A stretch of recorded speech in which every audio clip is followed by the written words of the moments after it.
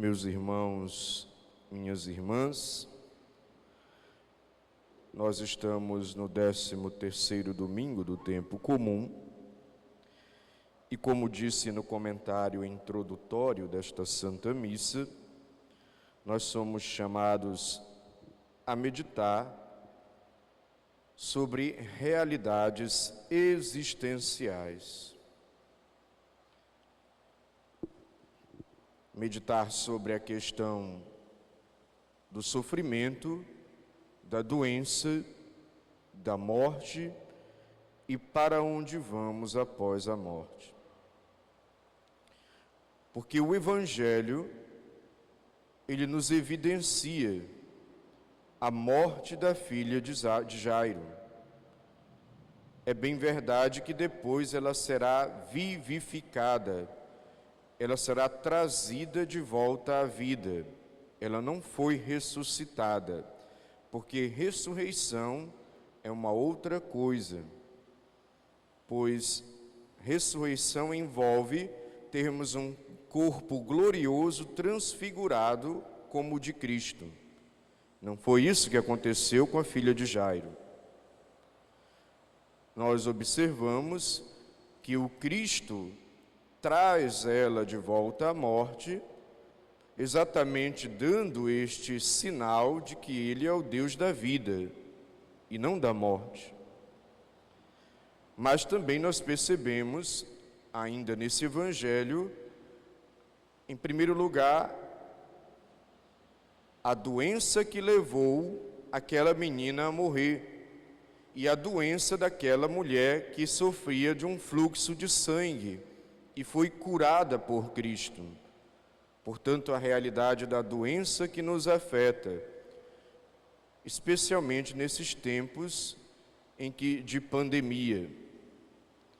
E claro, se somos afetados pela doença e morremos, há também aí o sofrimento que vivemos em função da doença e da morte, mas também outros tipos de sofrimento em função dos problemas da vida. Portanto, observamos nesse Evangelho o sofrimento de Jairo, que sofre com a filha que está doente e que morre. Quando muitos de nós também sofremos com aqueles que nós amamos que adoecem, sofremos também quando os nossos morrem. Observamos o sofrimento da filha de Jairo, que com certeza a doença causou sofrimento. E observamos aquela mulher que tinha o fluxo de sangue, que o próprio texto do Evangelho fala que ela sofria com aquela doença por 12 anos. Diante de toda essa narração, nós nos deparamos também com o nosso próprio sofrimento, com as nossas doenças e com a morte, que muitas vezes nós somos obrigados a encarar essa realidade. E é inevitável perguntarmos: por que sofremos? Por que adoecemos? Por que morremos? Para onde vamos após a morte? É Deus quem envia todas essas situações? Para responder essas perguntas, em primeiro lugar, nós já destacamos o livro da sabedoria, a primeira leitura de hoje. O livro nos diz: Deus não fez a morte, nem tem prazer com a destruição dos vivos. E ainda complementa: Deus criou o homem para a imortalidade. Portanto, Deus não é o autor da morte e nem tampouco Ele envia sofrimento ou doença para nenhum de nós. Em segundo lugar, o sofrimento, a doença e a morte são os frutos amargos, são a consequência do pecado. É daí que deriva o sofrimento, a doença e a morte. É fruto também da ação de Satanás, do demônio, como diz a primeira leitura do livro da sabedoria, do diabo, que tentou nossos pais e fez com que eles caíssem no mal e esse mal nos afetasse. Mas também sofrimento, dor e morte são frutos também do mau uso da nossa liberdade. Abusando da nossa liberdade, causamos na nossa vida e na vida dos outros sofrimento, dor e morte. O livro da sabedoria nos diz: foi por inveja do diabo que a morte entrou no mundo. São Paulo, em uma das suas cartas, nos fala: o salário do pecado é a morte. Portanto, adoecemos, sofremos e temos a realidade da morte no nosso meio, não porque Deus manda e não porque Deus quer, mas essencialmente por causa do pecado. É consequência de uma humanidade decaída que perdeu a santidade originária dada por Deus. Antes ela não morria, agora morre. Antes ela não sofria, agora sofre. Antes ela não adoecia, agora adoece, porque decaiu no pecado. Adoecemos também porque a natureza ela não é perfeita. Assim como o pecado afetou toda a humanidade, o pecado afetou também toda a criação. O pecado também afetou tudo aquilo que em nós é biológico. Então, se a natureza falha, se biologicamente a natureza comete erros, por quê? Porque foi afetada pelo pecado, nós adoecemos, nós envelhecemos e morremos, sempre fruto do pecado. E para onde vamos após a morte? Foi uma das perguntas que fiz no início dessa homilia. Nessa questão, nós compreendemos que, em primeiro lugar, a nossa alma ela é imortal. Somos imagem e semelhança de Deus no amor, somos imagem e semelhança de Deus na relação um com o outro, mas também somos imagem e semelhança de Deus porque Ele nos fez para sermos, após a criação, imortais. E dentro dessa imortalidade, ou seja, morremos para a realidade material, mas a nossa alma permanece. Quando morremos nessa terra, não deixamos de existir, continuamos existindo em Deus. E para onde vamos, só existe dois destinos possíveis, que na realidade são um estado da alma. Que destino é esse? Após a morte.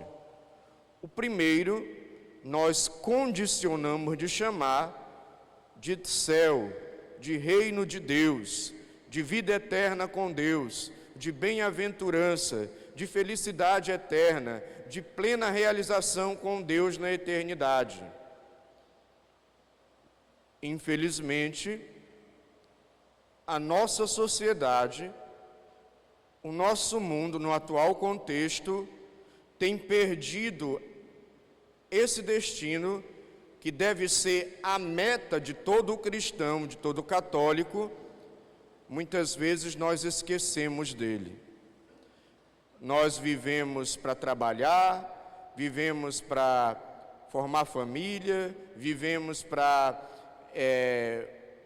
formar conta bancária, construir casa, quem sabe comprar um carro novo, fazer faculdade, formar-se, ter sucesso profissional, fazer viagens, turismo, mas nos esquecemos que essa vida é uma preparação para a vida eterna. Elencamos 1001 prioridades, mas muitas vezes não fazemos dessa vida uma preparação da nossa alma, que é imortal, para ela viver eternamente com Deus. E isso os santos, eles entenderam rápido. É por isso que você vê os santos fazendo toda uma série de renúncia, de sacrifício, de luta, para viver a fé, para estar em comunhão com Deus, porque eles entenderam a riqueza, a grandiosidade que é a vida eterna com Deus. Já imaginou? Uma felicidade eterna? Imagine um momento feliz da sua vida. Multiplique isso pela eternidade. Isso será o céu. Está em jogo o céu, porque existe um outro destino após a morte. O outro destino se chama inferno, que também é um estado da alma. Inferno que não foi criado por Deus, mas foi criado por Satanás, porque o inferno, conceituando ele teologicamente, o inferno é um afastamento de Deus. Portanto, o inferno também pode começar aqui, à medida em que eu me afasto de Deus e me afasto das coisas de Deus. E na eternidade, quando eu morrer para esta vida e nascer para a eternidade com a minha alma imortal, se nessa vida eu me afastei das coisas de Deus, não é Deus que vai me condenar, mas é a própria vida que eu levei, as escolhas que eu fiz.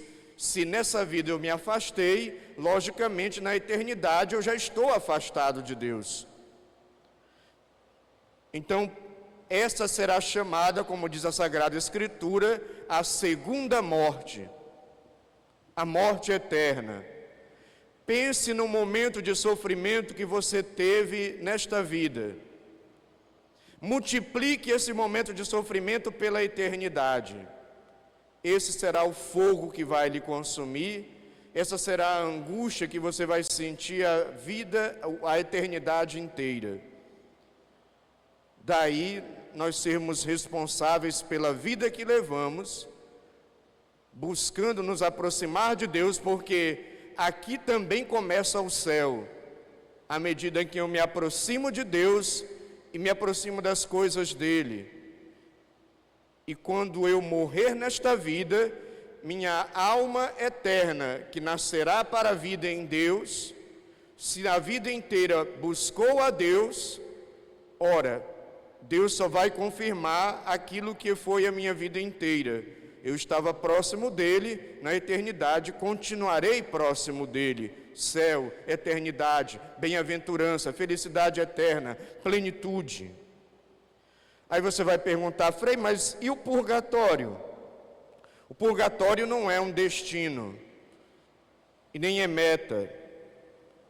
O purgatório é uma fase transitória. O purgatório, já está dizendo, é para a purificação da alma. Aqueles que morrendo nessa terra e nascendo a sua alma para a eternidade em Deus, não se purificaram o suficiente, não se converteram o suficiente nesta terra, mas também não se afastaram de Deus. Aí entra o purgatório, é um período em que a pessoa se purificará, a sua alma se purificará para entrar na presença de Deus. Aliás, todos nós, se houvesse uma estatística, é muito provável que a maioria de nós passará pelo purgatório. Santa Teresinha do Menino Jesus, aos 24 anos, próximo da sua morte, falava para suas co-irmãs no Carmelo: eu não morro, eu entro na vida.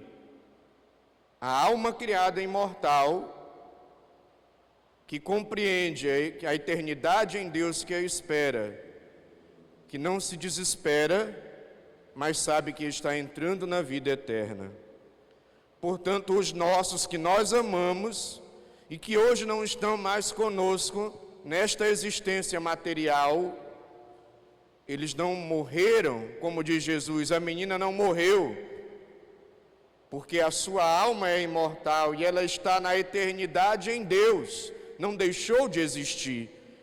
E um dia nós nos encontraremos todos na eternidade em Deus, porque Deus quer dar a vida eterna para nós, a vida eterna com Ele. Por isso Ele procura sempre nos curar para a vida eterna, nos restaurar para a vida eterna, nos fortalecer para a vida eterna, nos renovar para a vida eterna, nos libertar do pecado, principalmente para a vida eterna. Mas um detalhe, meu irmão, minha irmã, sozinhos nós não damos conta de vencer o pecado e de chegar à vida eterna com Deus. Sozinhos nós não conseguiremos.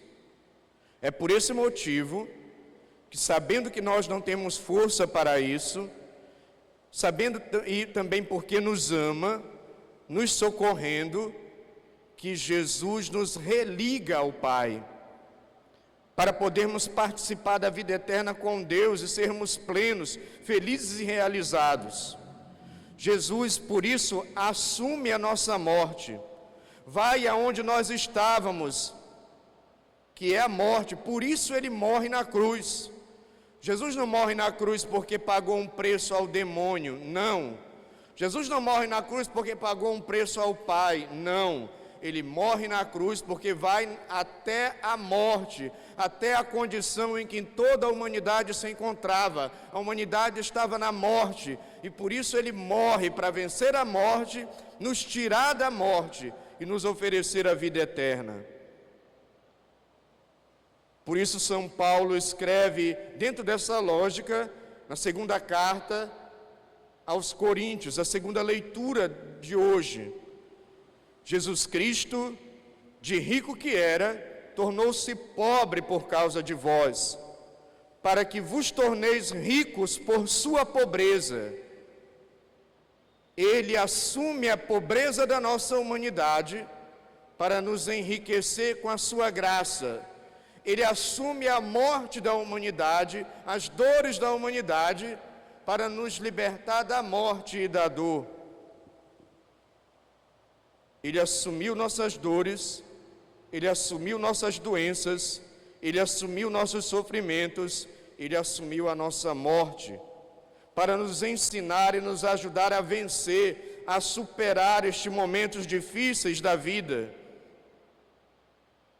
Como nos diz também o Salmo de hoje, o Salmo 29, vós tirastes a minha alma dos abismos, porque nós não tínhamos condição de vencer a morte, o sofrimento e a doença sem o auxílio de Deus. Ele nos tirou desse abismo, usou da dor da doença, usou da dor da morte, assim como usou a cruz para vencer o mal, para vencer o demônio. Porque Deus não manda dor, não manda doença, nem manda morte, mas Ele utilizou toda essa realidade que atinge a humanidade, decaída pelo pecado, consequência do pecado.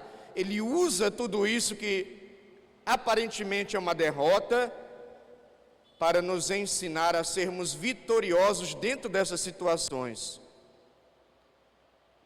Ele as utiliza como utilizou a cruz, nos purificando, nos desapegando das coisas do mundo e nos configurando a Ele.